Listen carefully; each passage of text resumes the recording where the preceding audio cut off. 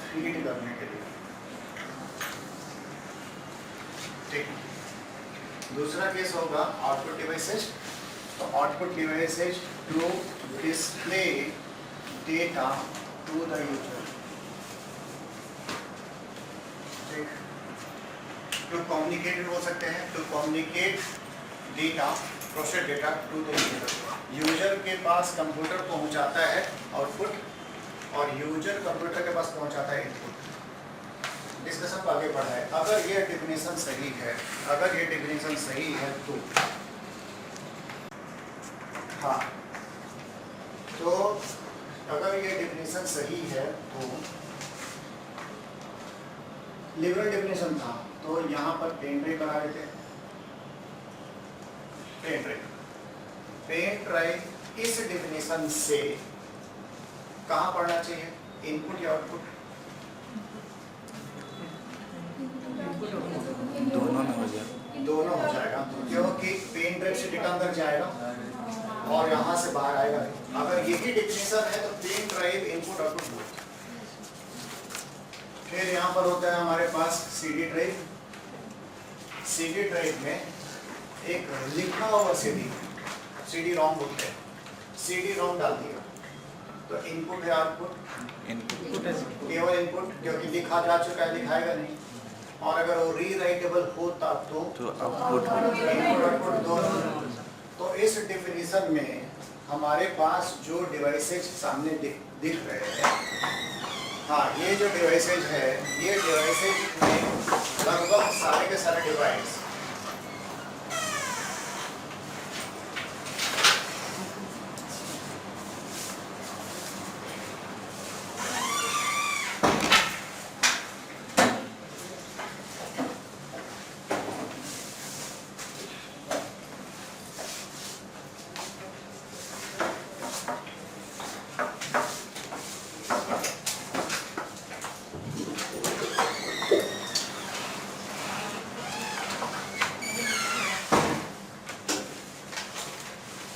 उसका sign in कर दीजिए आप, उसके बाद ही हम शुरू कर रहे हैं।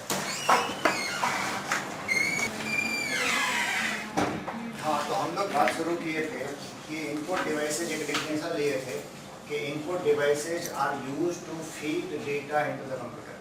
तो डेटा फीड करवाए और ये दिखाए कि पेन ड्राइव जो है, ये अगर इस डेफिनेशन, यही डेफिनेशन अगर सही डेफिनेशन है तो ये पेन ड्राइव इनपुट डिवाइसेज में भी काउंट होना चाहिए और आउटपुट में काउंट होना चाहिए। राइटेबल सीडी जो होगा वो इनपुट डिवाइस आउटपुट डिवाइस में काउंट होना चाहिए, और सीडी रोम या डीवीडी रोम पे इनपुट डिवाइसेज में काउंट होना चाहिए। तो इस डिवाइस में अगर इस डेफिनेशन में अगर हम काम करते रहेंगे तो करीब करीब सारे ही डिवाइस इनपुट या आउटपुट का श्रेणी में आ जाएंगे। लेकिन रियलिटी में हम लोग जब डिवाइसेज को क्लासीफाई करते हैं तो डिवाइसेज को क्लासीफाई करते हैं तो इनपुट, हाँ दोनों जगह हो जाएगा।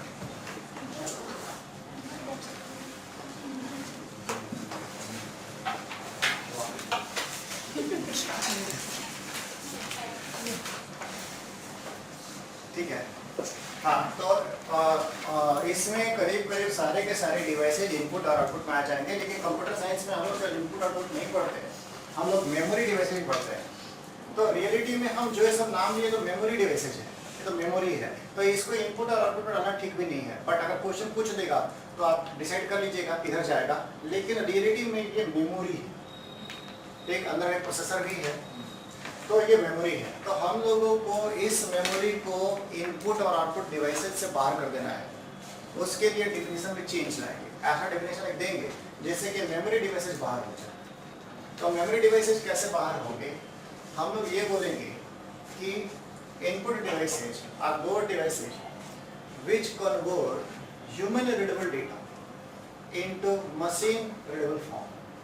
Input device वो डिवाइस है जो मानव जिस डेटा को पढ़ सकता है उसको मशीन को पढ़ने लायक बना देते हैं। ठीक, तो ह्यूमन बीइंग जिस तरह का डेटा को पढ़ सकते हैं, ह्यूमन बीइंग जिस तरह का डेटा को पढ़ सकते हैं, उस तरह का डेटा को बोलते हैं एनालॉग डेटा। हम लोग बात कर चुके हैं, हमारा परसेप्शन एनालॉग है। ठीक, तो एनालॉग है तो हम लोग बोलते हैं, थोड़ा और जोर से बोलो, थोड़ा थोड़ा धीरे। तो ये तो कंटिन्यूटी में है, ठीक। तो हम लोग जो है ये जो कलर परसीव करते हैं, तो कलर में हम बोलते हैं और थोड़ा डार्क शेड चाहिए, थोड़ा डार्क, थोड़ा और डार्क, थोड़ा और लाइट। तो ये तो एनालॉग है, तो हमारा परसेप्शन एनालॉग है। कंप्यूटर का जो परसेप्शन है, कंप्यूटर जो चीज़ देख पाता है वो तो डिजिटल हो गया, 0 और 1, ठीक। तो ऐसा डिवाइस जो एनालॉग डेटा को डिजिटल में कन्वर्ट कर दे वो इनपुट डिवाइस है, ठीक। हम के डेफिनेशन क्यों लाए, सीक्वेंस में ले आ रहे हैं। डेफिनेशन इसलिए लेकर के आए क्योंकि मेमोरी डिवाइसेस को बाहर करना, ठीक। अभी बोल रहे हैं analogue to digital as input device. तो अब ये कैसे बाहर हो गए? पेन ड्राइव में जो डेटा है वो डिजिटल फॉर्म में ही है, ठीक। सीडी में जो डेटा है वो डिजिटल फॉर्म में ही है, कन्वर्सन नहीं होता। क्लैरिफाई करने के लिए एग्जांपल लेते हैं यहाँ। तो मेरे पास एक फोटो है स्कैंड, ठीक। स्कैंड नहीं, फोटो खिंचाए थे, बहुत साल पहले फोटो खिंचाए थे। तो फोटो खिंचाए थे, फोटो में बहुत सारा खूबी होगा, ठीक, ठीक है। फोटो खूब, हाँ ये फोटो है, बट सोचिए बहुत अच्छा फोटो है क्योंकि ये 10 साल पुराना है। तो 10 साल पुराना अच्छा फोटो है। अब इसको हमको फेसबुक में डालना है, फेसबुक का इस पर डीपी बनाएंगे ताकि लगे लोगों को कि ये तो यूथफुलनेस है, ठीक। तो वैसा हम डीपी करना चाह रहे हैं। तो ये इसमें इसको कंप्यूटर में, यहाँ कंप्यूटर बना रहे हैं, इसको कंप्यूटर में हम नहीं डाल सकते। कंप्यूटर में ले जाएंगे तब तो फेसबुक में जाएगा, तो कंप्यूटर में तो ले जाए। तो कंप्यूटर में कोई जगह नहीं है जब फोटो घुसा दिया जाए और वो चला जाए फेसबुक में, ठीक। तो हम क्या करेंगे, यहाँ पर एक स्कैनर को इसको देंगे और स्कैनर इसके लिए 0 का कोड जनरेट करेगा, ठीक। इसको देखेगा, यहाँ देखेगा, यहाँ ब्लू है तो ब्लू के लिए कोई कोड जनरेट कर देगा। यहाँ देखेगा, यहाँ ब्लैक है तो ब्लैक का कोड जनरेट कर देगा, ठीक।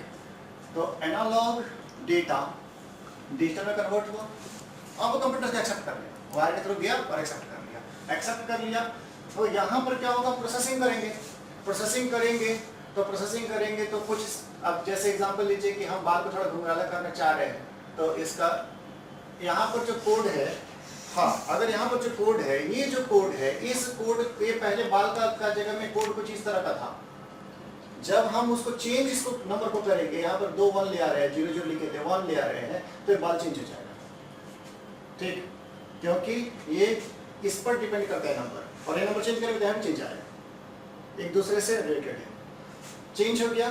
अब चेंज होने या अब ये सॉरी ये तो नंबर था, ये नंबर चेंज अंदर में होगा। ये तो स्कैनर था ना, स्कैनर ने स्कैन किया, अंदर ले गया और चेंज हुआ। तो यहाँ नंबर जो था वो वाला नंबर अब कुछ दूसरा तरह से दिख रहा है क्योंकि चेंज किया। फोटोशॉप में काम करेंगे तो वो चेंज हो जाएगा। चेंज हो गया, फोटो का नंबर चेंज हो गया। अगर इस नंबर को हम फेसबुक का डीपी बना दें तो कोई ऐसा तो नहीं बोलेगा कि बहुत अच्छा लग रहा है। आखिरकार नंबर, हाँ हमको तो पता है कि इसको चेंज करने से हो चुका है चेंज, लेकिन ह्यूमन बीइंग का परसेप्शन तो एनालॉग ही है ना, ह्यूमन बीइंग एनालॉग ही देखेंगे। तो ये कोई देख करके कोई अप्रिशिएट नहीं करेगा, कोई लाइक नहीं मिलने वाला, ठीक।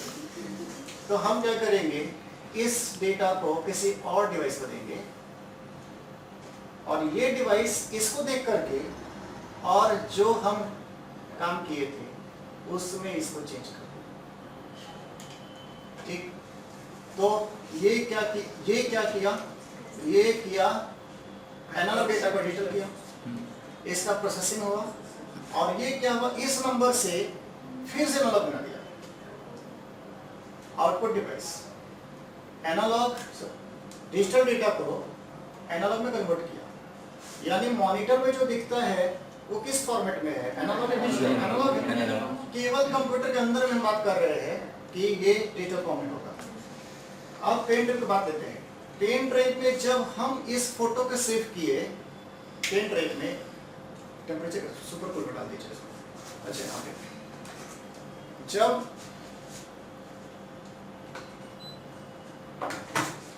जब हम लोग पेन ड्राइव यहाँ लगाए और हम फोटोकॉपी किए तो फोटो तो अंदर नहीं गया, ये सीरीज गया, ये सीरीज गया, तो डिजिटल तो डिजिटल ही रह गया। और फिर हम कोई पेंटर को दूसरा कंप्यूटर में लगाए तो 0 1 का सिस्टम ट्रांसफर कर दिए, ठीक। तो इसमें तो पेंटर का तो कोई रोल ही नहीं है ना, वो तो एनालॉग टू डिजिटल कुछ कर ही नहीं रहा है, ठीक। सीडी डीवीडी में भी यही हुआ, उसमें डिजिटल टू डिजिटल ही सारा डाटा डिजिटल है और डिजिटल डिवाइस को पढ़ लेगा।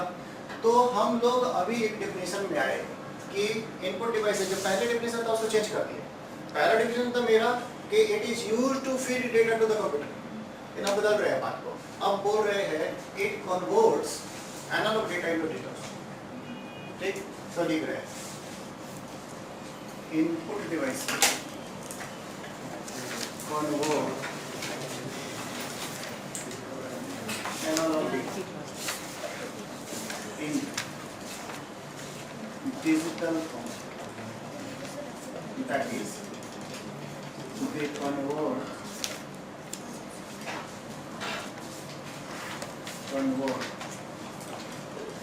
machine readable, sorry, human readable in digital form, that is input devices digitized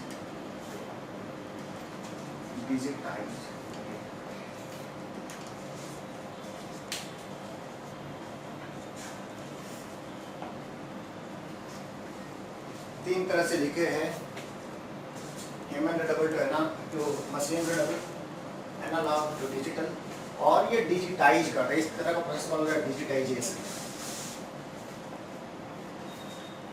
तो कंप्यूटर को अगर कुछ भी समझाना हो तो आपको डिजिटल फॉर्म में करना पड़ेगा।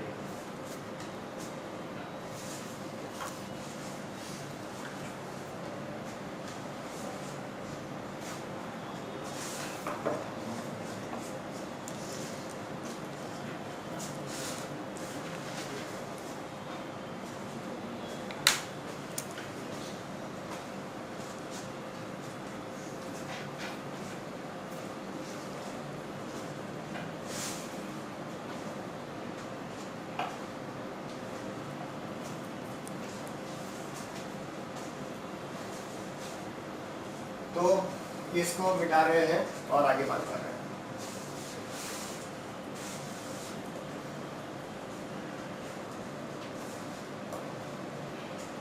तो इनपुट डिवाइसेज मिटा रहे हैं अभी इसको। इनपुट डिवाइसेज को किसी भी चीज को समझने के लिए अगर हम छोटा छोटा टुकड़ा में बांट दें तो काम आसान हो जाता है। छोटा छोटा ग्रुप, तो ग्रुप में बांट रहे हैं, तो दो ग्रुप में बांटेंगे। पहला ग्रुप को हम लोग बोलते हैं direct data entry devices, direct data entry devices, और दूसरा ग्रुप का हम लोग बोलते हैं source data entry devices, source data entry devices. दो ग्रुप में हम पढ़ेंगे, तो हम लोग का चूंकि इनपुट डिवाइसेज बहुत ज़्यादा है तो आपको याद रखने में सुविधा होगा। पहला है डायरेक्ट डेटा एंट्री डिवाइसेज। ये वैसे डिवाइसेज है, इनपुट डिवाइसेज, जिसमें यूजर खुद डेटा एंट्री करता है। यूजर इन्वॉल्व रहेगा तभी डेटा एंट्री हो। यूजर को पता होता है कि हम डेटा एंट्री क्या कर रहे हैं। तो दो एग्जाम्पल लेंगे, क्लियर हो जाएगा बात कि अगर हम लोग कीबोर्ड का बात करें तो कीबोर्ड को आप कनेक्ट कर दीजिए, और कीबोर्ड को कनेक्ट करने के बाद आप जब तक हाथ प्रेस करेंगे तब तक डेटा एंट्री होगा। हाथ हटा लिए तो डेटा एंट्री होगा। तो इसमें यूजर जो होगा लगातार लगा हुआ रहेगा, उसको पता हम ये लिख रहे हैं कि पी लिख रहे हैं, क्या कर रहे हैं। तो ये direct data entry device keyboard. दूसरा बात, किसी पेपर को लिए, इस बुक को लिए और इस बुक को स्कैनर पर रखे और बटन दबा दिए, तो अंदर क्या गया, क्यों गया, ये हमको नहीं पता। एक मशीन डिसाइड किया कि हमको क्या करना है। तो ये हो गया सोर्स डेटा एंट्री डिवाइस। अगर डिवाइस सोर्स से डायरेक्ट डेटा को कैप्चर कर लेता है तो source data entry device. Book से डेटा डायरेक्ट चला जाए, कोई सोर्स कुछ ऐसा डिवाइस हो जो सीधा उठा के डाल दे तो सोर्स डेटा एंट्री डिवाइस। और बुक से डेटा ऐसे नहीं जाए, ह्यूमन बीइंग काम करे तो वो जिस डिवाइस में काम कर रहा है वो डायरेक्ट डेटा एंट्री डिवाइस। तो डायरेक्ट डेटा एंट्री डिवाइस में हमारा पहला टेक्स्ट एंट्री डिवाइस, तो पहला डिवाइस है हमारा कीबोर्ड। कीबोर्ड में हम काम करते हैं और ये टेक्स्ट एंट्री डिवाइस है, टेक्स्ट एंट्री डिवाइस। आगे है हमारा माउस, माउस, ट्रैक बॉल, सब एक एक करके बताएंगे। Track ball, touch pad,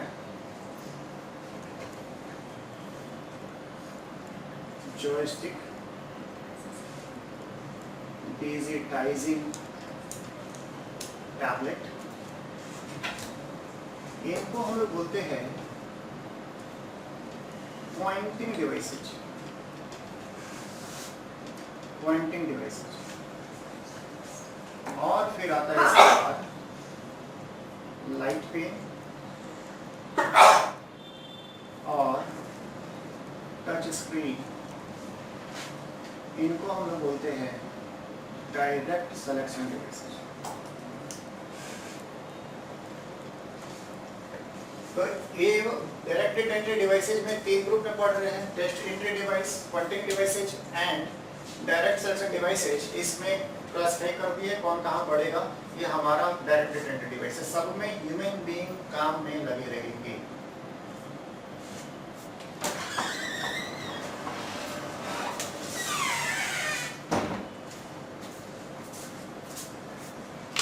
track क्या है? Track ball, track ball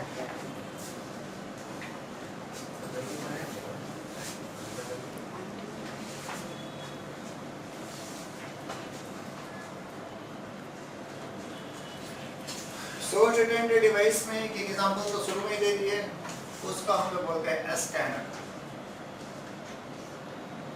scanner, scanner के अलावा एक डिवाइस होता है उसका होता है OCR, OCR optical character reader, और टेक्नोलॉजी होगा तो रिकॉग्निशन हो जाएगा। एक होता है OMR, एक होता है MICR, एक होता है मैग्नेटिक स्ट्राइक रीडर, फिर बार कोड रीडर हो सकता है, फिर QR कोड रीडर हो सकता है, फिर एक डिवाइस आता है उसका नाम है मीडी, और दूसरा है वीडियो डिजिटाइजर, मीडी और video digitiser.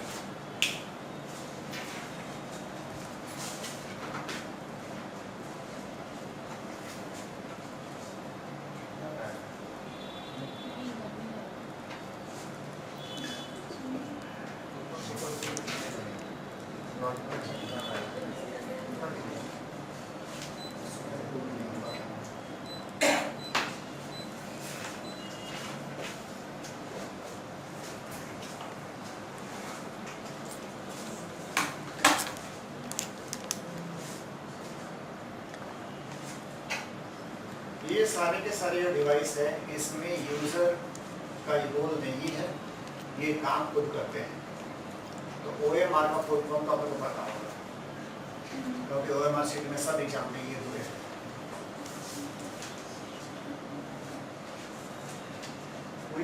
Optical mark recognise, optical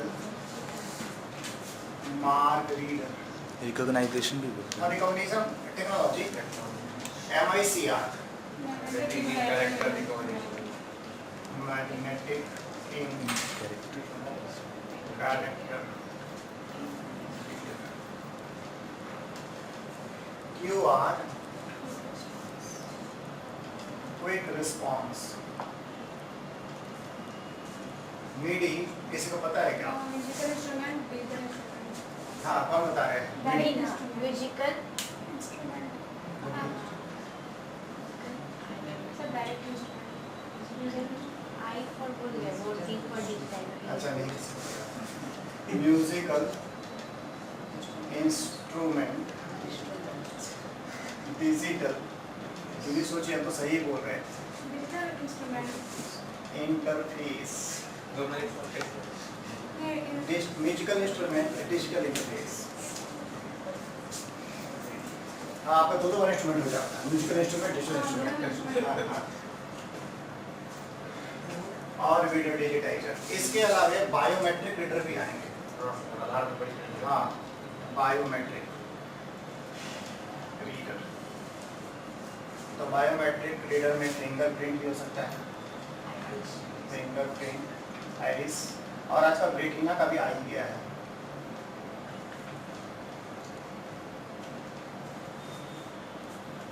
retina iris में क्या है? दोनों ही आ रहा है आजकल, अलग अलग आ रहा है। आइरिस तो आपको तो बताए हुए हैं क्या? लेकिन दोनों से क्या होगा? डिफरेंस क्या है? डिफरेंस होगा, लोगों में अलग अलग रहता होगा। जो ब्रॉडली कॉन्सर का जो अरेंजमेंट है कुछ डिफरेंट होता होगा। आइरिस तो अलग अलग होता ही है, रेटिना भी अलग अलग होता होगा। रेटिना तो सर अंदर में होता है। हाँ, उसका स्कैनिंग हो रहा उसको है। भी करते हैं। हाँ, स्कैनिंग तो ऐसे करते भी है। आपको देखिएगा, डॉक्टर के पास जाएंगे ना हाँ। तो वो दवा डालता है तो आपका आँख डायलेट हो जाता है। आप देखिएगा, अगर कभी एक आँख से कराएंगे ना तो बोलेगा 3-4 घंटा तक आपको रात में लाइट ही लाइट दिखेगा। तो वो जो पिपल होता है डायलेट हो जाता है, बड़ा हो जाता है, तो उसमें फिर वो झाँक के देखता है अंदर में क्या है। आँख का कभी टेस्ट करवाए हैं ड्रॉप वाला? नहीं, तो करा के देखिए। उसमें अगर शाम को करवाएंगे ना तो शाम को गाड़ी नहीं चला पाएंगे, वो लाइट ही लाइट आपको लगेगा चारों तरफ, क्योंकि पिपल बड़ा हो गया, बहुत लाइट लेता है वो। कौन सा? Quick response code reader. हाँ, मतलब क्यूआर और क्विक रिस्पॉन्स। नहीं, वो ये क्यूआर कोड रीडर, ऐसा क्यूआर कोड रीडर लिखे थे तो क्विक रिस्पॉन्स कोड रीडर हो गया। तो ये सारे हमारे पास डिवाइसेज हैं। अब एक एक करके हम देखना शुरू करेंगे।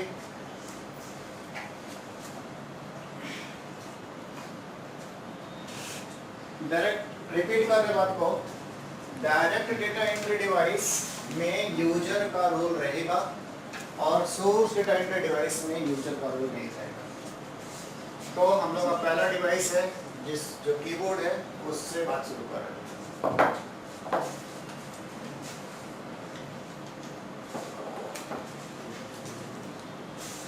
तो कीबोर्ड का जो पहला पॉइंट है वो है इसका लेआउट। तो लेआउट को हम लोग बोलते हैं क्वेटी। लेआउट को बोलते हैं क्वेटी। तो हमारा कीबोर्ड क्वेटी लेआउट का होता है। किसको किसको पता है कि ये क्वेटी क्या है? पता किसको किसको? हाँ हाँ, बोलिए। सर अल्फाबेट है फर्स्ट, कीबोर्ड का फर्स्ट लाइन का अल्फाबेट। हाँ, ठीक है। तो कीबोर्ड का जो कीबोर्ड का जो लेआउट होता है वो ABCD नहीं होता है। और ऐसा कोई कंपनी कार्बन वगैरह बनाई थी मार्केट एक बार, तो नहीं चला तो यही, ठीक, जिसमें कि सब कुछ जो है जम्बल्ड वे में रहता है। तो जम्बल्ड वे में रहता है और वो इस तरह से रहता है 1 2 3 4 5 6 इस तरह से। फिर यहाँ पे रहता है ये बीच और लिख दे पहले ASDFGJKL।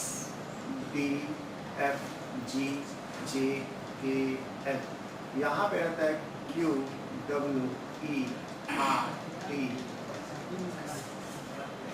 ठीक, तो फर्स्ट रो जो अल्फाबेट का है उसमें क्वेटी लिखा हुआ होता है, लाइन से पढ़ेंगे तो, इसीलिए इस कीबोर्ड को हम लोग क्वेटी कीपैड बोलते हैं। क्वेटी कीपैड बोलते हैं। तो क्वेटी कीपैड में ABCD एक साथ में नहीं होते हैं।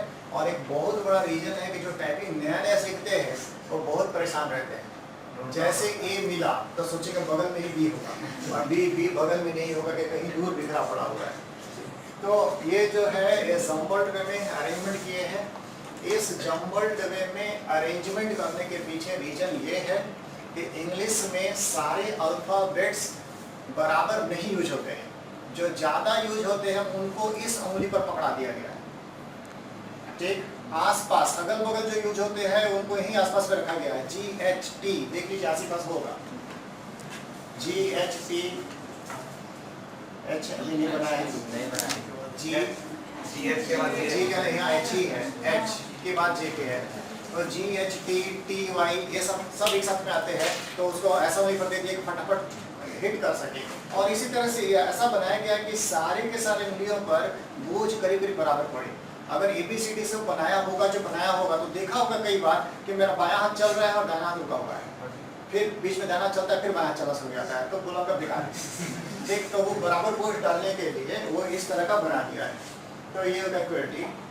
ट्रेडिशनली इसमें नंबर ऑफ कीज जो बुक्स में मिलेगा वो 104 NCERT का बुक का ऐसा बोलना है, लेकिन ऐसा क्वेश्चन डायरेक्ट नहीं देता है।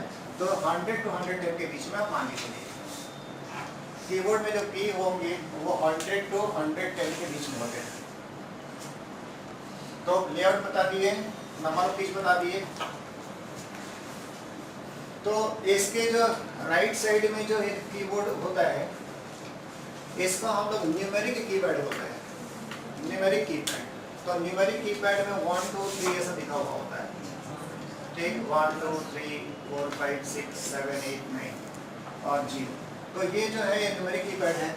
इस कीपैड को ऑन करने के लिए आपको यहाँ पर एक नम लॉक का बटन हो उसको दबाना पड़ेगा।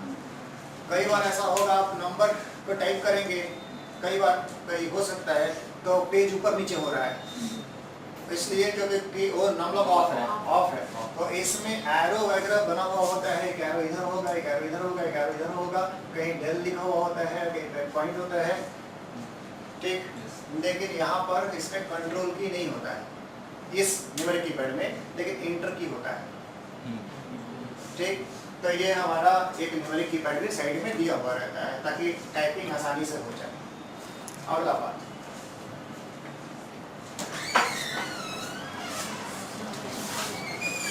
अगला बात ये है कि यहाँ पर अगर कीबोर्ड है और यहाँ पर कंप्यूटर है,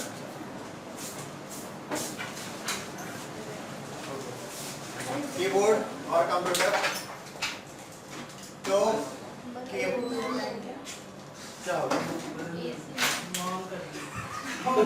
अच्छा वहाँ से बंद हो गया, अच्छा ठीक ऑन कर फिर ऑन हो जाएगा। आगे चलेगा। अगर हम लोग कीबोर्ड का बटन दबाएंगे तो इस कंप्यूटर के पास कुछ ना कुछ तो जाएगा ना। अगर हम लोग यहाँ पर E को प्रेस करें तो यहाँ पर कुछ ना कुछ जाएगा। ठीक, तो क्या वो जो जाएगा वो A का पैटर्न जाएगा, ये जाएगा। अच्छा, तो क्या जाएगा? डिजिटल नंबर में कुछ भी जाएगा। कैसे, जैसे 15 16 ऐसा कुछ नहीं, बाइनरी बाइनरी मिल जाएगा। तो बाइनरी में जो पैटर्न जाता है इस केस में वो पैटर्न होता है 0 1 0 0 0 0 0 1। 8 है 65। हाँ एग्जैक्टली 65। तो अगर आप कैपिटल A को प्रेस करेंगे तो उसके पास एक नंबर जाएगा, और अगर आप B प्रेस करेंगे तो वो नंबर जाएगा। फिर C तो एक कुछ दिखा दे रहे हैं, C प्रेस करेंगे तो चलेगा।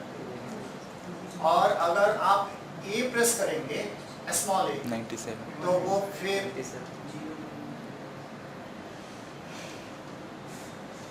ऐसा, फिर अगर स्मॉल b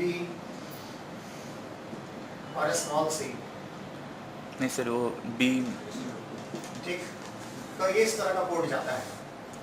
इस तरह का कोड में ये जो लिखे इसको बोलते हैं हम लोग एक्सटेंडेड ASCII, ऐसा बोलते हैं extended ASCII। ASCII 7 bit code है और एक्सटेंडेड ASCII 8 बिट कोड है। ठीक, तो थोड़ा सा इंटरेक्शन कर रहे हैं आप लोगों से, बात कर रहे हैं कि अगर यही कोड जाना है तो कोई तो इसको बनाया है ह्यूमन बीइंग, जो A प्रेस करने पर ये होगा, B प्रेस करने पर ये होगा। तो सोचिए वो कुछ बनाया, सबसे पहले स्टार्ट किया नंबर, तो नंबर हुआ हमारा ये नंबर। इसको वो बोला नल कैरेक्टर, नल कैरेक्टर। सोचिए अब हमको जितना याद था बता दिए, यहाँ तक हम वो सारा का सारा इंग्लिश का अल्फाबेट लिख पाएंगे, लेकिन सब हमको याद नहीं है, तो एजम्पशन में कर रहे हैं। वो सोचा होगा कि कीबोर्ड में फुल स्टॉप तो होना ही चाहिए, तो फुल स्टॉप पे नंबर दिया। वो सोचा कि कॉमा भी होना चाहिए, तो कॉमा को सोचिए ऐसा नंबर दिया। फिर एबीसीडी को तो दिया ही नंबर, डॉलर को भी सोचा कि डॉलर को भी नंबर दे देते हैं, तो डॉलर को नंबर दिया। चल रहा है सिस्टम, एक एक करके आ रहे हैं डॉलर, हमको नंबर दो, नंबर दे दिया। सेमीकोलन आएगा तो उसको नंबर देगा, कॉलन आएगा उसको नंबर देगा। तो कैरेक्टर आते रहेंगे, नंबर लेके जा रहे हैं। ये भी नंबर लिए गए।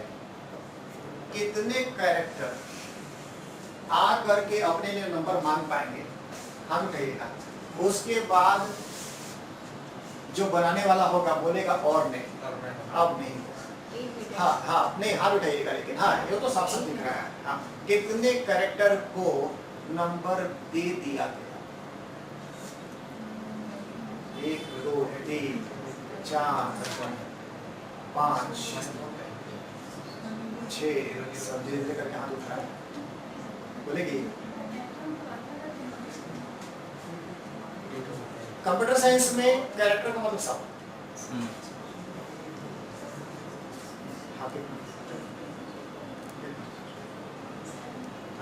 और फिर से आप थे 104। हाँ आप लोग बोलते रहिए, आप बोलिए। नहीं नहीं इधर इधर। हाँ ये निखिल तुम आप क्या बोल रहे हैं? 127 नीरज। सर एक बार फिर से मॉडिफाई करने की कोशिश करेंगे। अच्छा कोशिश आप क्या बोल रहे हैं? गलत है सर, 104 गलत है, 255 होगा। अच्छा ये हमको लगता है एक ही दो आंसर सही आया। टोटल कैरेक्टर जो हो पाएंगे वो 256 जीरो को लेके 256 जीरो को काउंट किया जाता है। अरे इसको तो देखिए। हाँ तो दिखा इसे तो लिखे। अगर जीरो को मिला देंगे तो जो इसको लास्ट नंबर मिलेगा वो मिलेगा 1 1 1 1 1 1 1। इसके बाद ये जैसे मिला वैसे नंबर कर। अब मत मांगिए मेरे पास वह नंबर नहीं। इसका मतलब कीबोर्ड को प्रेस करके आप मैक्सिमम 256 कैरेक्टर को टाइप कर पाएंगे। ठीक है, 256 कैरेक्टर को आप टाइप कर पाएंगे। तो ये आपको कहीं पर भी एस की एक्सटेंडेड एस की का लिस्ट मिलेगा तो पता चल जाएगा कि कौन कौन सा कैरेक्टर का क्या क्या नंबर है। और ऐसे ही काम होता है, आप जब नोटपैड में काम करते हैं, नोटपैड तो पूरी तरह से एस की जनरेशन है 100% नोटपैड। लेकिन आप अगर वर्ड में काम करते हैं तो उसका अपना सिस्टम, ठीक है, प्रोप्राइटरी सिस्टम है। लेकिन नोटपैड में तो यही सिस्टम चलेगा। और यही रीजन है कि जितने प्रोग्रामिंग लैंग्वेज है वो नोटपैड में लिखो फाइल को समझ लेते हैं, क्योंकि प्रोग्रामिंग लैंग्वेज को ASCII बेस्ड बनाया जाता है। ठीक, तो ये तो एक सिस्टम रहा। तो सिस्टम तो क्रिएट कर दिए, सिस्टम क्रिएट कर दिए जिसमें कीबोर्ड से मैक्सिमम 256 कैरेक्टर को टाइप कर पाएंगे। आपका आंसर 104 जो था हाँ गलत था, सिर्फ दबा के भी तो करते हैं। हाँ भूल गए, तुरंत याद आ गया था सर। तो अगला बात ये है कि ठीक ये तो सब समझ गए कि अगर ये प्रेस किए तो ये, भी प्रेस किए तो ये सब ठीक है। लेकिन आगे सोचिए, अब MS वर्ड में आते हैं। MS वर्ड में कोई टाइप करने दे दिया मैथ का क्वेश्चन, वो भी ट्रिगोनोमेट्री का। तो ट्रिगोनोमेट्री का क्वेश्चन शुरू होगा tan थीटा माइनस कुछ भी आप लोग पढ़ रहे हो तो cot square theta is equal to 1। ठीक, तो आप कीबोर्ड में थीटा ढूंढते रह जाएंगे, मिलेगा नहीं। नोटपैड में तो टाइप होने से रहा, नोटपैड में तो इम्पॉसिबल है क्योंकि थीटा तो नंबर दिया ही नहीं गया। ठीक है, तो आपको करना क्या पड़ेगा, यहाँ पर ये वर्ड है MS वर्ड में, यहाँ पर एक टूल होता है, इस टूल को बोलते हैं सिंबल्स। आप जैसे इस टूल को दबाएंगे यहाँ पर एक विंडो खुल के आ जाएगा। इस विंडो में हजारों सिंबल्स मिलेंगे आपको। आप उसमें से जैसे क्लिक करेंगे वैसे आपका जहां भी कर्सर होगा वहां पर थीटा आ जाएगा। क्लिक करके, ठीक है, यहाँ पर आपको थीटा दिख गया, क्लिक किया थीटा। तो अब हम ये बताइए कि थीटा को तो नंबर दिए नहीं थे, तो ये यहाँ जो थीटा आया इसके लिए कंप्यूटर का अंदर में कोई नंबर है कि कि नहीं है? हाथ उठाइएगा। इस थीटा के लिए जब हम यहाँ से प्रेस किए, कंप्यूटर का अंदर में कोई नंबर है भी कि नहीं है? कौन हाथ उठाइएगा? पहले हाथ उठाइए, पहले बात करें। क्या नहीं है? सबसे पूछ रहे हैं क्या? हाँ हाँ क्या है? अच्छा, जो लोग है बोले सही बोले। कंप्यूटर में बिना नंबर का कैसे काम होगा? कंप्यूटर तो डिजिटल डिवाइस है, उसमें तो अगर हम बोलेंगे मेरा आवाज गया, अभी वो रिकॉर्ड कर रहा है, तो मेरा आवाज भी उसमें नंबर बन रहा है। ठीक, ऐसे तो कोई नंबर नहीं है, आप बोलेंगे आपका आवाज का क्या नंबर है? ऐसे नंबर नहीं है, बट उसमें है, तो ये तो होगा जरूर। तो इसको नंबर कौन कौन गेस कर पा रहे हैं कि नंबर इसको देंगे तो कैसे देंगे? आखिरकार इस थीटा को नंबर देंगे तो कैसे देंगे? कोई क्या गेस कर पा रहे हैं कि कैसे नंबर मिलेगा इसको? अगर कोई गेस करेंगे तो आप उठाइएगा। सर स्क्रीन पे जो 0101 जहाँ जहाँ जगह लिया होगा, नहीं, वो आप दूसरा जगह पहुंच गया है। सिर्फ प्रोग्राम सर, में ऐसा होगा। सर वो स्टार्ट बाइनरी नंबर ही देगा ना वो। हाँ, वो तो दिखाई दे सर वो रहा है। जिस बटन आस्की से से जिस आस्की है, आई विल चाहिए। हम बोले नहीं, आप रुकिए, पहले थोड़ा ट्राई करते हैं, फिर मौका देंगे ना। हमको लगता है सर और जिस बटन से वो बना है उसी में से उसका कुछ होगा नंबर कि वो उस बार वो बटन प्रेस हो गया, उसके बाद वहाँ से होगा। तो जैसे आस्की से हम लोग इनपुट कर रहे हैं, तो आस्की से वो डिराइव करेगा डिफरेंट सर कोड। आप क्या बोल रहे हैं? हम बोले वो आज की कोई यूज नहीं करेगा, कुछ और। अच्छा ठीक है, अब ये बात ये हो गया, सुजाता का आंसर सारी सही से पहुंचा दी है। बात ये होगा कि इस सिस्टम में नॉट पॉसिबल। ASCII में कैसे होगा? ASCII में तो 255 के बाद किया, वो तो सब कॉम्प्लिकेट कर दिया। तब क्या होगा कि ये सॉफ्टवेयर होगा नोटपैड के बाद की, नोटपैड से कभी नहीं होगा क्योंकि नोटपैड इसलिए यूज करता है, लेकिन हम वर्ड में काम कर रहे हैं ना, तो वर्ड क्या करेगा? उसके लिए 16 बिट का कोड यूज कर देगा। तो अगर 16 बिट का कोड यूज हो गया, अब हम डॉट डॉट लेके बात कर रहे हैं 16 बिट, तो हमको बताइए कि इस 16 बिट से कितने कैरेक्टर को नंबर दिया जा सकता है? हाँ बताइएगा, इस 16 बिट से कितने कैरेक्टर को नंबर दिया जा सकता है? नहीं है 655 कुछ है। अच्छा, सर हम बोले अरे देखते हैं, सबसे पूछिए। बोलिए, 16 आप क्या बोल रहे हैं? 65,536। आप क्या बोल रहे हैं? क्या? आ तो गया आंसर 36। ठीक है, ये जो जाएगा to the power 16, that is 65,536। इतने सारे नंबर दिए जा सकेंगे, क्यों? क्योंकि लास्ट जिसको नंबर मिलेगा ये नंबर मिलेगा, 655 के बाद क्या? 0 से शुरू होगा और 0 से शुरू होकर क्या पहुंच जाएंगे? तो ये नंबर है 65,535 प्लस 0, तो हो गए इतने। ये जो सिस्टम है इसको हम लोग बोलते हैं यूनिकोड बोलते हैं। तो वर्ड में यूनिकोड को यूज करके काम करते हैं। आप सिंबल वाला जो आता है ना विंडो, उसके ऊपर में देखिए लिखा रहेगा सिंबल्स ब्रैकेट में यूनिकोड कैरेक्टर्स। तो यूनिकोड मतलब बता रहा हम 16 बिट का यूज करने वाले हैं। ठीक, यूनिकोड वो किससे जनरेट करेगा? वो करता है जनरेट 16 बिट का, उसका सिस्टम बना हुआ है कि किसका क्या नंबर है। अलग सॉफ्टवेयर आता है। यूनिकोड सब जानते हैं, यूनिकोड एक्सेप्टेड प्रोटोकॉल है। यूनिकोड जो बनाया गया है ये मतलब सारे सॉफ्टवेयर जानते हैं कि किसका क्या नंबर है। जैसे जावा आप यूज करेंगे ना, तो जावा में यूनिकोड यूज होता है, ASCII के जगह में यूनिकोड यूज होता है, तो ये यूनिकोड यूज करता है। तो उसी तरह से मतलब कहने का मतलब ये है कि एक सिस्टम दुनिया में है जिसमें कि हम लोग और कैरेक्टर्स को नंबर दे सकते हैं, जैसे थीटा। जहाँ पे बीट हुआ वहाँ पे 16 बिट वाला क्यों नहीं यूज किया? सब ज़्यादा आ जाता। कीबोर्ड भी इतना लंबा हो जाए। सर हमको पहले रोटेट करना है। लाइट में बोल रहे थे ना, हाँ। उसको वायरिंग की देखो तो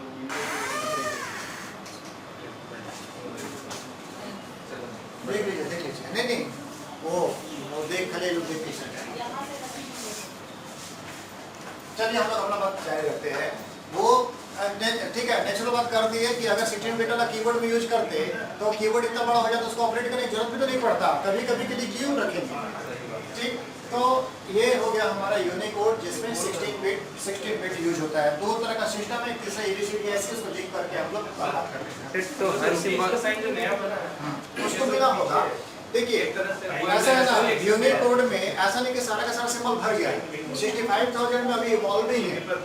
अब जैसे मान लीजिए चाइनीज कैरेक्टर है, तो चाइनीज कैरेक्टर को भी बहुत सारे हो गए, तो उनको धीरे धीरे करके नंबर दिया जाएगा। 65,000 में दुनिया का सब कुछ समा जाएगा। ठीक सर, हर सिंबल का अलग यूनिकोड क्या है। चीज? हर सिंबल का अलग यूनिकोड होगा हाँ तो निश्चित बात। और सर वो फिक्स रहेगा ना हाँ, fix सभी नहीं तो फिर तो सॉफ्टवेयर कंफ्यूज कर जाएगा कि नंबर दे जनरेट क्या दे, स्क्रीन पे क्या दिखा। चलिए आगे चलते हैं। ये तरफ का ये ASCII हुआ था सर। कौन सा? एक ASCII 8 बिट का, और ये हो गया यूनिकोड ही इसका नाम। 2 बाइट का। ASCII का इंटीग्रेशन हुआ है। सब ऐसे ही है, कंप्यूटर में सब तो ऐसे ही चलता है। तो आप ASCII नहीं बोल सकते इसको, क्योंकि जो कुछ भी आगे दिखेगा सब इसी में दिखेगा सारा कुछ। चलिए हम लोग लिखते हैं इस बार।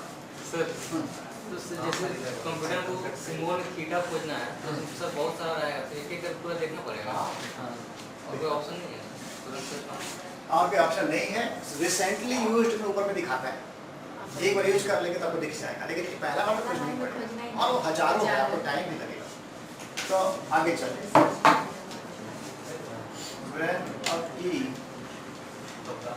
सर एक क्वेश्चन था, हाँ, ये कंट्रोल ऑल्ट और कुछ न्यूमेरिक का जो सिस्टम होता है कंबाइंड सिस्टम, वो यूनिकोड के लिए होता है क्या? यूनिकोड के लिए कंट्रोल ऑल्ट और कुछ 3 डिजिट का नंबर का कॉम्बिनेशन करके हम लोग बहुत सारे सिंबल्स का यूज़ करते हैं, तो वो यूनिकोड के लिए तो आप होता किस है। सॉफ्टवेयर की बात कर रहे हो? नोटपैड सपोर्ट करेगा यूनिकोड? नोटपैड आप ये नहीं कर रहे हैं।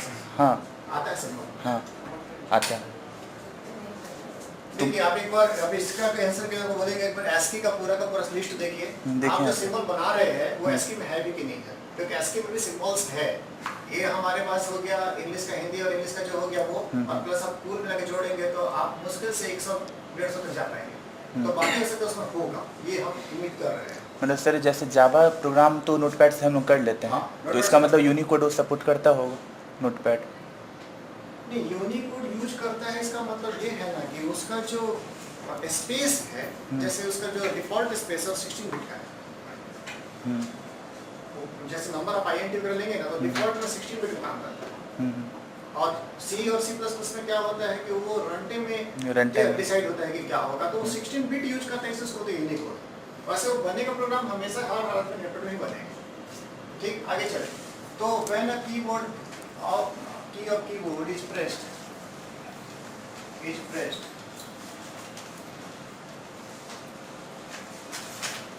a unique series of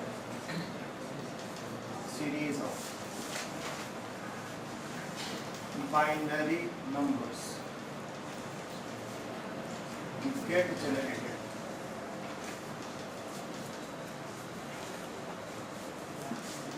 This series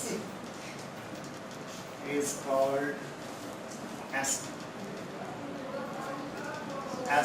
तो ASCII का फुल फॉर्म तो बहुतों को पता होगा। American standard code. किसका ASCII का फुल फॉर्म पता है?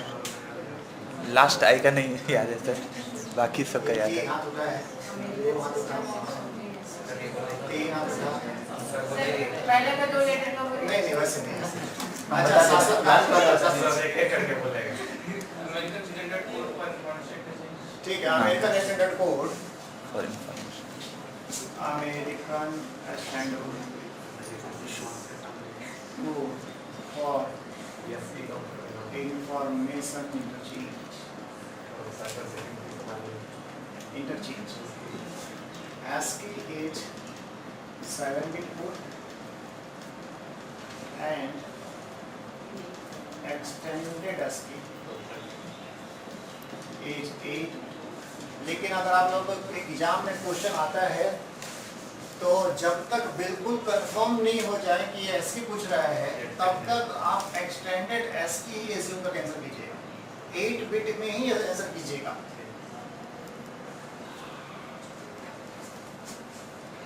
एज 8 बिट अमेरिका में बनाएगा ना? हाँ, कंप्यूटर साइंस का सब कुछ करीब करीब वहीं पर है। और कंप्यूटर साइंस का क्या, अभी जब हम साइकोलॉजी शुरू करेंगे तब देखेंगे सारा का सारा रिसर्च वहीं पर हुआ है। जहाँ पर पैसा है बहुत ज़्यादा वहाँ के लोग रिसर्च कर सकते हैं।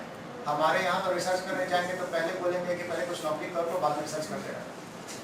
समस्या है, वहाँ पर पैसा है तो रिसर्च हो रहा है। वैसे भी सर पूंजीवादी कंट्री में स्ट्रेस ज़्यादा होता है। क्या चीज़? पूंजीवादी कंट्री में स्ट्रेस ज़्यादा होता है।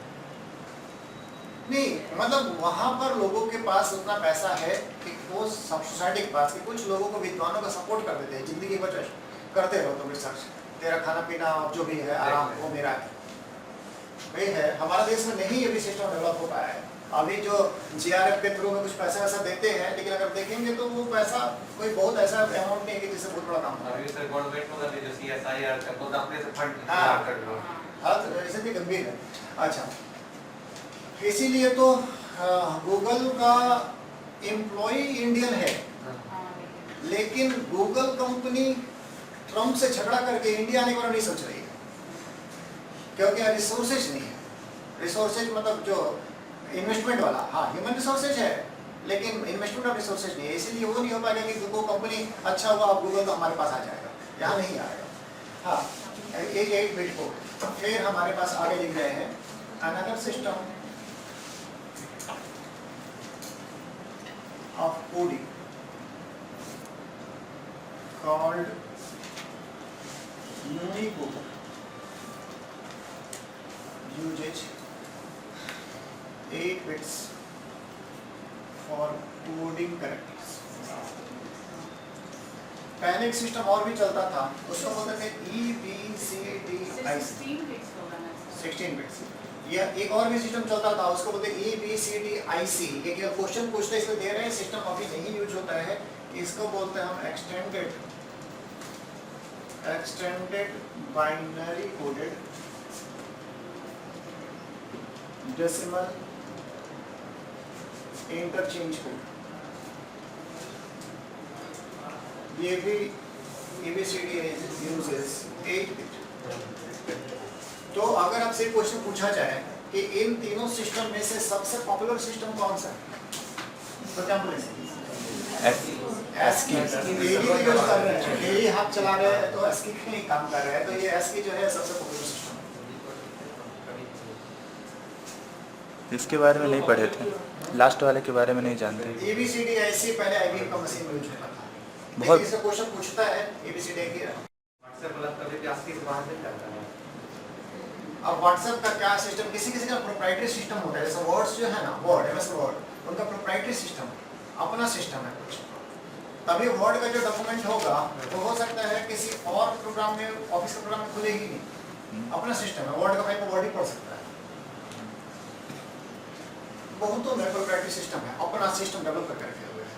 सबका अलग अलग। हाँ, बहुत सारे, जैसे हालांकि जो ओपन वाला सिस्टम है ना, इवन आप छोड़िए उतना क्या बात करेंगे, बात कर रहे सीधा इतना कि MS वर्ड का 2013 का ऑफिस का फाइल, वर्ड का फाइल, वो 2003 में नहीं खुले, या खुले तो एरर दिखाए नहीं खुलता। हाँ, तो एरर दिखाएगा, क्योंकि अभी कोडिंग चेंज कर दिया।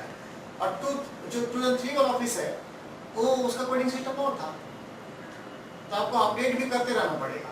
इवन ऐसा इतना एक बहुत कॉमन प्रॉब्लम है, हम यहाँ से टाइप करके एक क्वेश्चन किसी को मेल कर दिए, ये उसको देख लेना तो ठीक ठाक कर देना, और वो उसमें खोला तो उसका फॉन्ट चेंज हो गया, उसका अलाइनमेंट चेंज हो गया, तो ये प्रॉब्लम आता है। और इसलिए कंप्यूटर साइंस में, मतलब कंप्यूटर्स में हमेशा अपडेट करना अपना सॉफ्टवेयर को बड़ा जरूरी है। नहीं तो आपको जो नया नया टूल्स नहीं मिलेगा, और बहुत सारा डॉक्यूमेंट जो होगा वो खुलेगा नहीं, तो खुलेगा तो एरर के साथ खुलेगा। और लास्ट पॉइंट के अगर अपडेट नहीं करके रखे हैं तो सबसे बड़ा प्रॉब्लम कि सिक्योरिटी होल्स। ठीक, सिक्योरिटी होल्स, तो चलिए क्वेश्चन पूछ ही लेते हैं। तो अभी विंडोज में जो सिक्योरिटी होल पाया गया उसका नाम किसको किसको पता है? विंडोज में सिक्योरिटी होल मिला है जिसके यूज करके, एक्सप्लॉइट करके उसके अंदर में रैंसमवेयर घुस गए, तो वो सिक्योरिटी होल का नाम क्या है? केवल एक हाथ उठा है, पेपर वाला काफी मौजूद है फिर भी। अच्छा, तो देख कोई और है। हाँ, इसका नाम है इटर्नल ब्लू नाम का एक प्रॉब्लम है, एक वल्नरेबिलिटी है, एक बग है। इस बग को यूज करके रैंसमवेयर जो है वो विंडोज के सिस्टम को हैक कर रहे हैं। इस वल्नरेबिलिटी, मतलब ये जो प्रॉब्लम है, अब ये चीज है, यहाँ प्रोटेक्शन लगा हुआ है, ये कटीला तार, और एक जगह में कटीला तार कटा हुआ है, इसका नाम है इटर्नल ब्लू। यही से रैंसमवेयर घुस गया है। सॉफ्टवेयर का चटकीला नहीं है, ठीक। तो इटर्नल ब्लू, तो 2 नया रैंसमवेयर न्यूज में है, कौन का नाम बता पा रहे हैं? एक WannaCry, एक का अच्छा, नाम बोलिए है। बोलिए, एक WannaCry रहता है। नया वाला बताइए, पूरा WannaCry पुराना हो गया था तो अच्छा जूली को मौका देंगे। पेटिया, तो ये WannaCry एक रैंसमवेयर है, WannaCry, इसको WannaCrypt भी बोलते हैं, WannaCrypt, और एक है पेटिया, नेटपेटिया है एक्चुअली, नेटपेटिया। और नेटपेटिया भी एक है जो कि पैसा मांगता है कंप्यूटर को। अच्छा, कंप्यूटर साइंस का क्लास है, बताई दे रहे हैं, ये नए बिल्कुल आए हुए रैंसमवेयर, ये कंप्यूटर जब आप चालू करेंगे तो अचानक से बंद होने लगेगा, और उसके बाद जब खुलेगा तो आपको मैसेज देगा कि your files have been locked, please pay this email ID, इतना सब। तो वो मनी जो ले रहा है बिटकॉइन, हाँ बिटकॉइन हाँ ठीक है, ये है बिटकॉइन से ले रहा है, ये मनी जो है बिटकॉइन से ले रहा है, ईमेल आईडी दे रहा है और बिटकॉइन से ले रहा है। और क्योंकि बिटकॉइन में जो है एनोनिमिटी है, इसमें पहचान नहीं आ रही कौन किसको पैसा दिया। सर हाँ डाटा तो हमारा स्टोर होता है हम लोग का मेमोरी में, हाँ, तो मेमोरी निकाल के किसी और कंप्यूटर यूज करें तो हमारा डाटा। उसको ही वहीं पर क्रिप्ट कर दिया है, अच्छा, वो- इनक्रिप्शन तो उसी में है ना, जैसा पासवर्ड वाला फाइल है Yes, तो उसी टाइप से है। अब कुछ नहीं कर पाएंगे, वो गया, वो तभी ठीक होगा जबकि बहुत सारे रिसर्चर लोग उसको उस पर काम करेंगे कैसे डिक्रिप्ट करना है उसको। मतलब कुछ अलग कोडिंग को ट्रांसफर कर देता है क्या?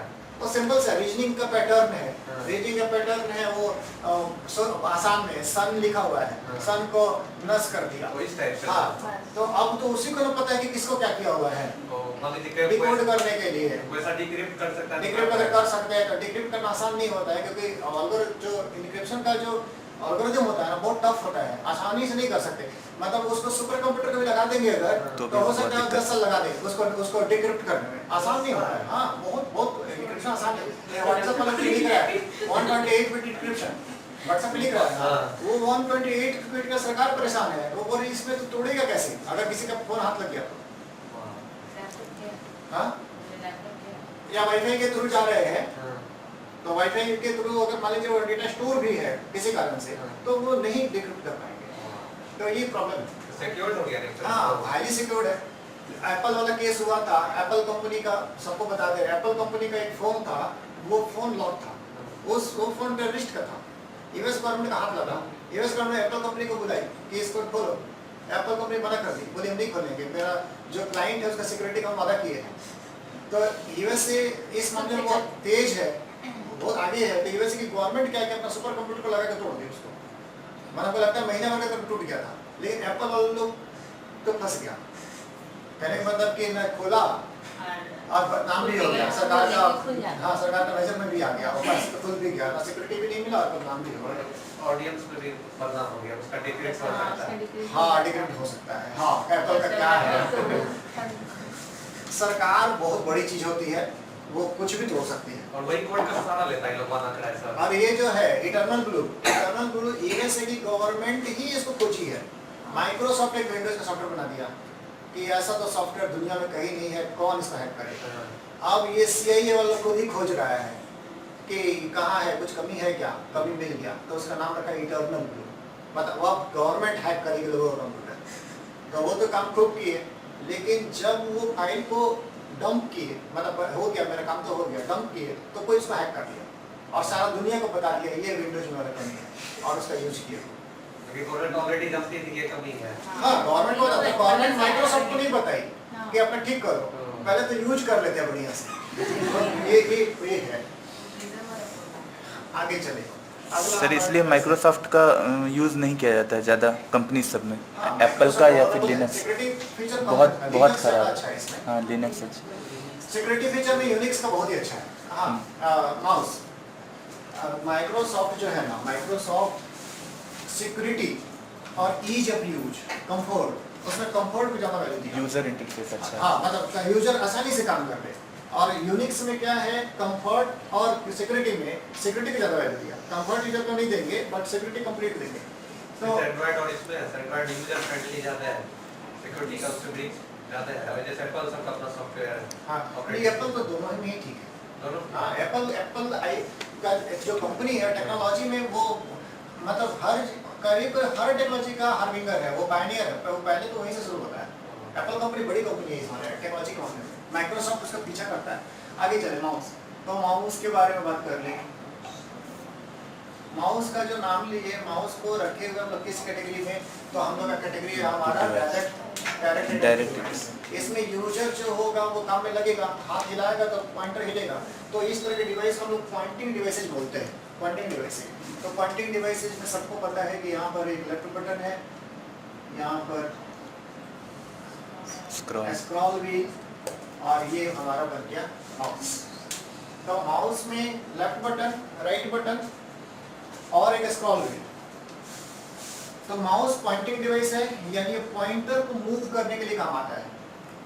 इसमें लेफ्ट बटन किस काम में आता है? सिंबल सेलेक्ट करने के लिए। लेफ्ट बटन सेलेक्ट करने के लिए, डबल क्लिक कर देंगे तो ओपन करने के लिए, तो ये सिलेक्शन का बटन है। और स्क्रॉल व्हील स्क्रॉलिंग का है, और right button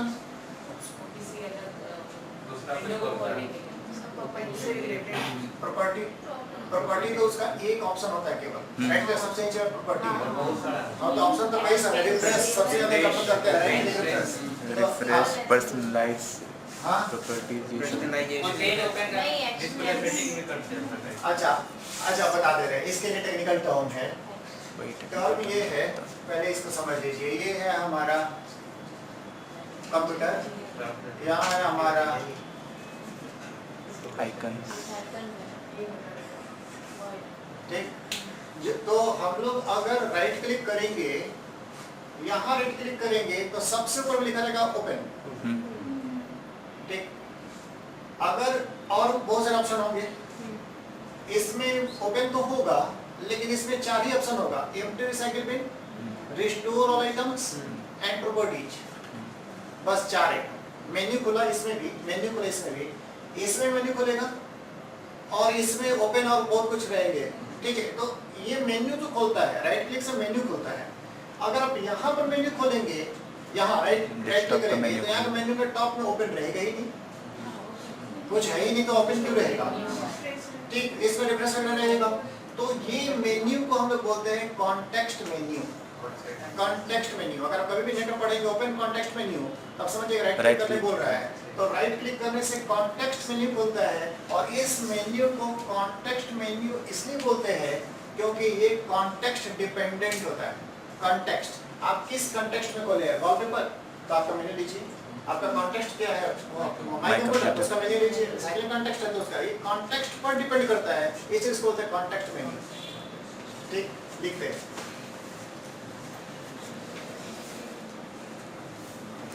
this pointing device has 2 buttons and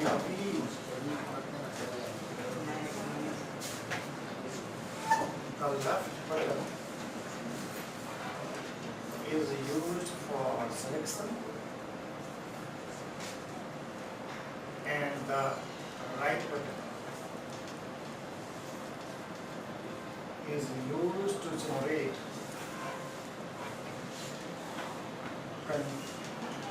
text menu.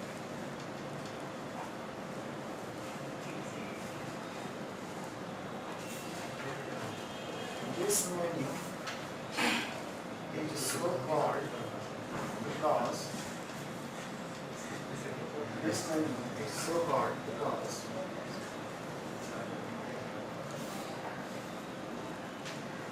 the items of the menu depend on the context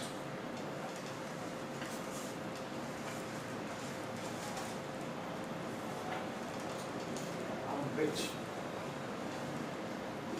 the right button is placed.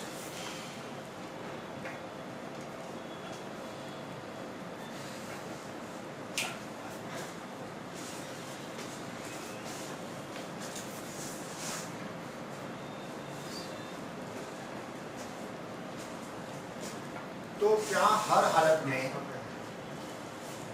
Right button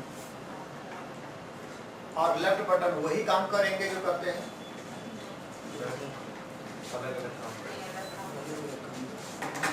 हाँ नहीं मतलब कहने का था कि लेफ्ट बटन हमेशा सेलेक्ट ही करेगा और राइट बटन हमेशा कॉन्टैक्ट जनरेट करेगा नहीं गेम वेम में तो अलग सिस्टम होता है। गेम वेम के नहीं लिए वो नहीं बोल रहे नॉर्मल सिस्टम अगर है नॉर्मल सिस्टम है कुछ काम नहीं कर रहे हैं सिंपल काम कर रहे हैं तो क्या हमेशा लेफ्ट बटन जो होगा वही काम करेगा राइट बटन उसी काम करेगा नहीं क्या चेंज हो सकता है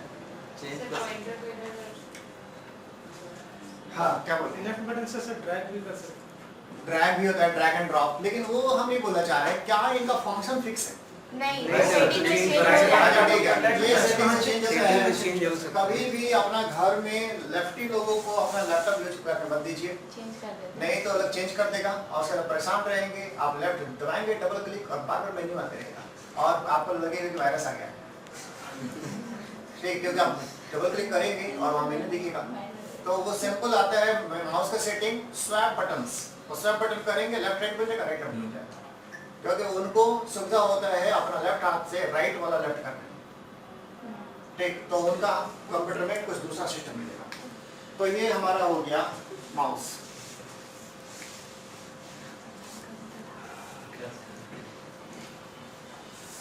अगला एक और डिवाइस है जिसका यूज अब नहीं होता है या होता है तो बहुत ही कम होता है तो ये डिवाइस जो है वो कई तरह के होता है एक तरह का बना के दिखा दे रहे हैं दो तरह का पर एक तरह का बना के दिखा दे रहे हैं ट्रैकबॉल का बात करने वाले हैं माउस जैसा ही होगा with additional feature additional different feature वही button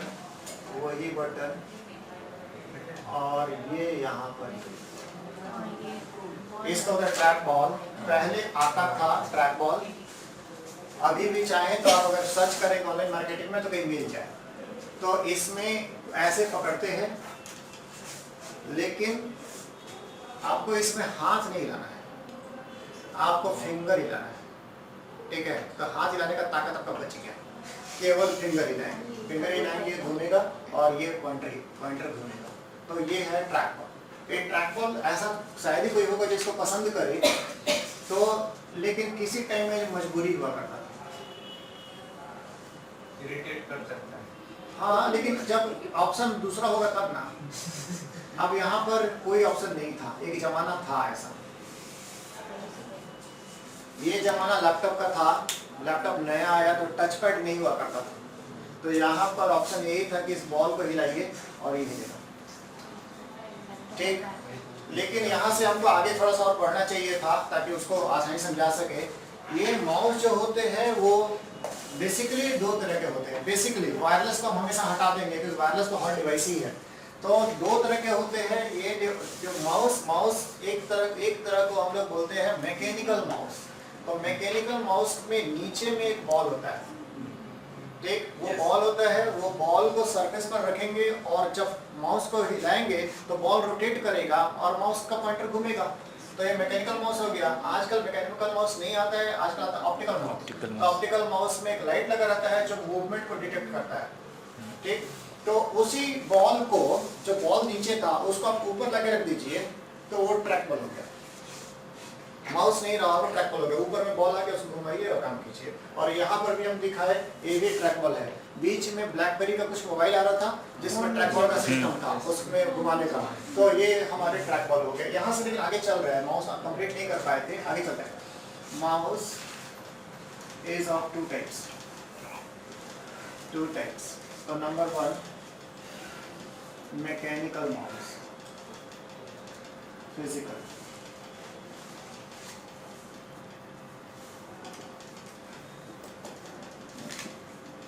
This mouse has a button,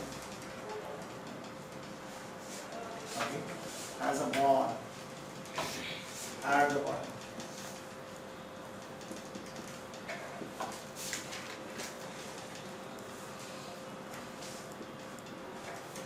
This ball gets rotated when the mouse is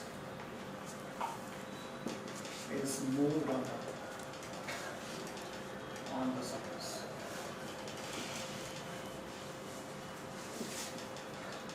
This movement, this rotation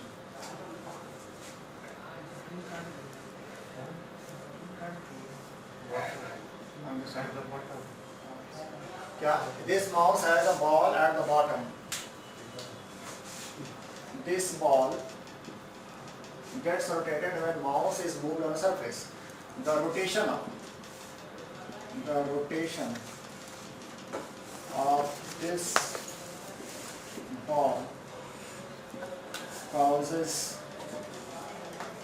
the pointer to move. Number 2, optical mouse. This mouse uses laser to detect its movement and hence to move the pointer.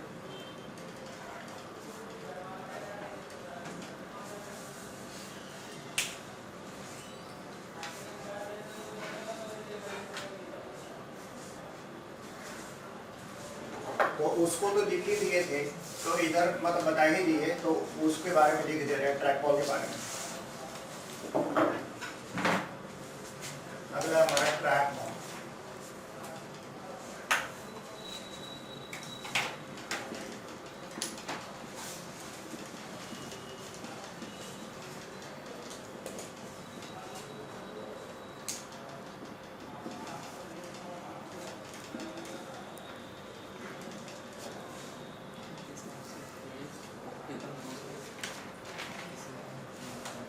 Uses laser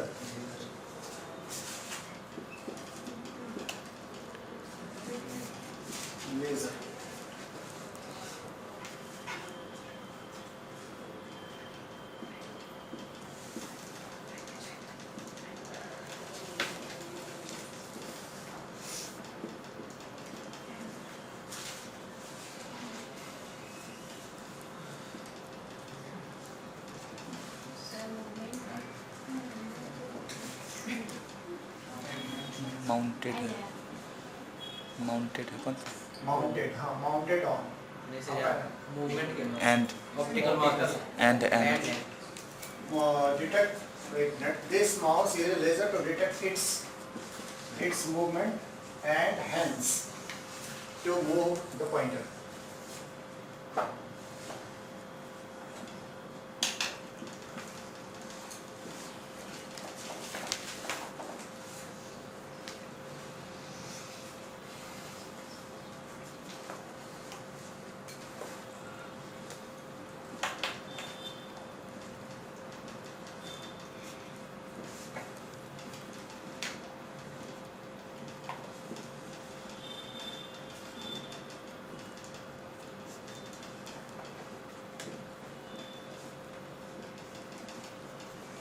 पुराना laptop में track ball ही हुआ करता था।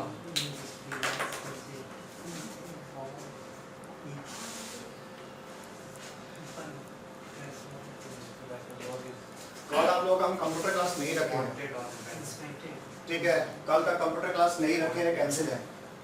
और आप लोगों का भी कल सुबह वाला जो क्लास था वो कैंसिल है, मतलब आप लोगों को कोई क्लास नहीं है कल। आप लोग केवल एक क्लास लेंगे, वो करंट अफेयर्स चालू होगा बस।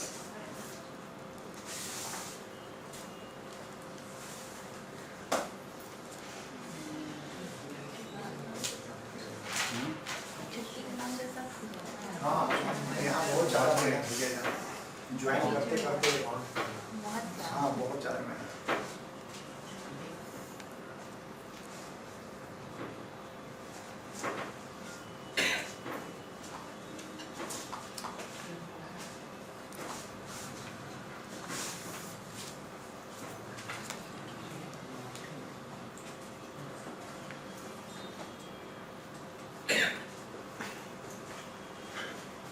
ठीक है, तो इतना बात बोल दिए। अगला टॉपिक नेक्स्ट क्लास में शुरू करते हैं। क्लास